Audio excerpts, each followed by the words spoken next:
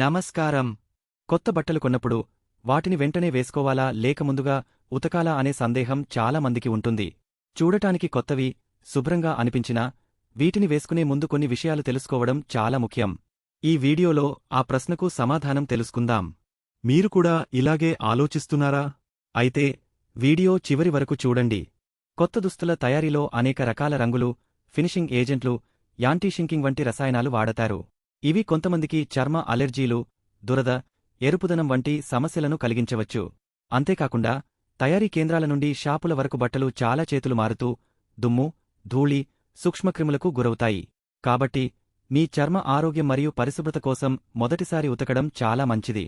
కాబట్టి సమాధానం స్పష్టం: అవును, కొత్త బట్టలను మొదటిసారి ఉతకడం సురక్షితమైన మరియు ఆరోగ్యకరమైన పద్ధతి.